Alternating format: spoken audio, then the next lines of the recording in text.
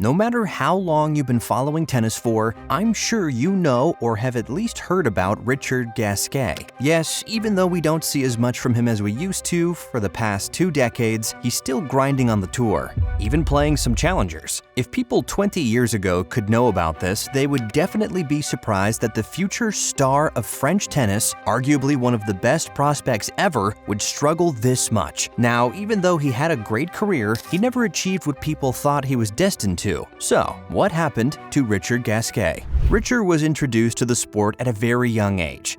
He was just 4 years old when he picked up a racket for the first time. His family had a very close relationship with tennis. His father, Francis, managed a tennis club, and his mother, Maurice, was a tennis coach as well. Since he was very little, people were impressed with his talent to an extent that I'm not sure we've ever seen. Just at 9 years old, he was featured in the cover of French Tennis magazine, February 1996, portrayed as a prodigy and a potential future French tennis star. It doesn't get much crazier than that. Before he even started playing ITF junior tournaments, he already had some notable achievements. For instance, in 1999, he won Le Petit A, the most prestigious under-14 tournament in the world, played in Tarbes, France, at just 12 years old.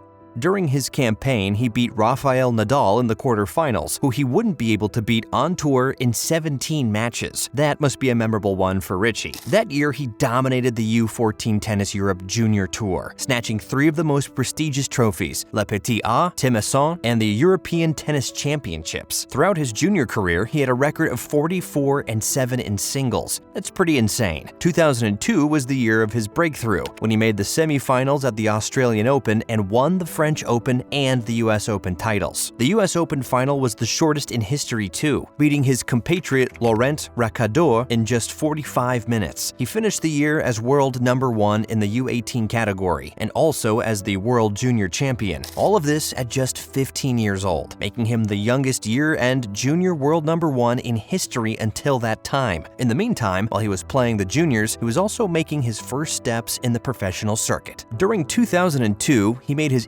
ATP debut in Monte Carlo after receiving a wild card into the qualies. Not only did he qualify, but he also beat Argentinian Franco Squallari in the first round, just a month after he made his Grand Slam debut at the French Open, where he snatched a set off eventual champion Albert Costa in the first round. He was the second youngest player ever to play Roland Garros. The week after, he would go on to win the juniors, which to me is an unbelievable fact. Eventually, he finished the season inside the ATP's top 200, becoming the youngest player ever to finish inside that group. That 2002 season just made things clearer. That young kid was indeed a prodigy. People couldn't wait to see what that amazing ITF juniors player would achieve on the main tour. Many thought he would eventually become the world number 1 and win multiple slams. Still being very young, his results kept improving season after season. In 2004, Richard reached his maiden ATP final in Metz, which he lost to Jerome Henel. Moreover, that same year, he won what would be his only Grand Slam title in the mixed doubles category, partnering up with Tatiana Golovin to win at home in Roland Garros. In 2005, things got even better. While the start of the season was not great, as he had to miss the first 7 weeks due to chickenpox, he won back-to-back challenger titles in his return and carried on that momentum, making his way to the semifinals of the Monte Carlo Masters, losing to none other than Rafael Nadal. In the quarterfinals, he beat Roger Federer, the world number 1 at the time, on what would be the best win of his whole career. Just a month after achieving that milestone, he went one step further and reached the final of the Hamburg Masters. However, that time around, it would be Roger who would beat him in straight sets. To finish off a great clay season, he won his first match at Roland Garros. Later on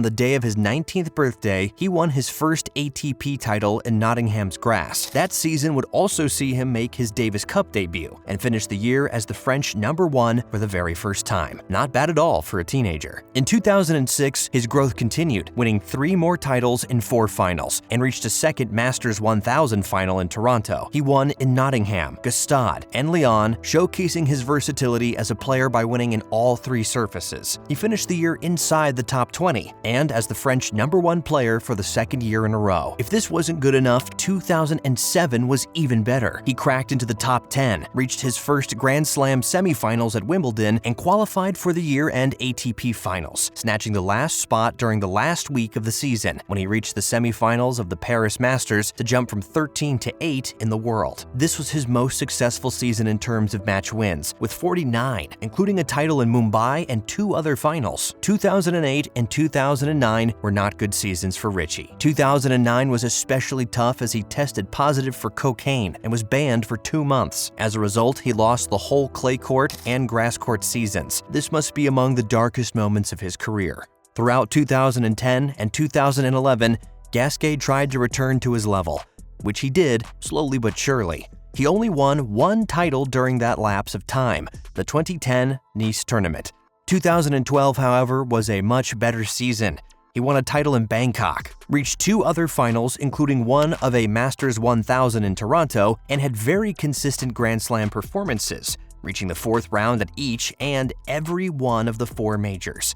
He finished the year back inside the top 10 and was a reserve for the ATP Finals in London. Speaking of London, he also managed to win an Olympic bronze medal in the men's doubles tournament with Julian Benete. Throughout the 2013 season, he managed to hold his ranking, finishing inside the top 10 for the 2nd year in a row. His 3 titles in Doha, Montpellier, and Moscow definitely helped for that matter, and so did his 2nd Slam semi-final at the US Open.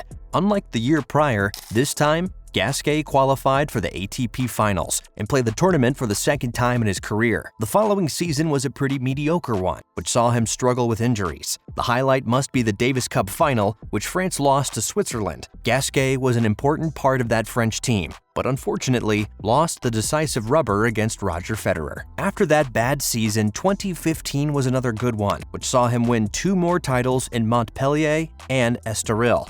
He also reached his 3rd Slam semi-final at Wimbledon. He had a very consistent end of the season, which placed him back in the top 10. As you all know, tennis is a roller coaster, and 2016 was another very tough year for Gasquet, filled with injuries. He still managed to win 2 titles in Montpellier and Antwerp, and also obtained his best result ever at the French Open, making it to the quarterfinals. 2017 wasn't much better, but he managed to accomplish some very important milestones representing his country. He won the Hopman Cup at the beginning of the year with Kristina Mladenovic, and toward the end of the season, he became a Davis Cup champion. In 2018, he managed to win in Hertogenbosch, which would be his last title for almost 5 years. He also recorded his 500th ATP Tour win, which happened in Monte Carlo's 3rd round against Misha Zverev. 2019 and 2020 were not great years for Richard, who struggled a lot, especially when tennis resumed after the pandemic. The decrease in his level became evident. During 2022 and 2023, Richie was able to achieve a few milestones. In 2022, in Geneva, he got his 2nd ever top 2 win against Daniil Medvedev, and at the beginning of the 2023 season,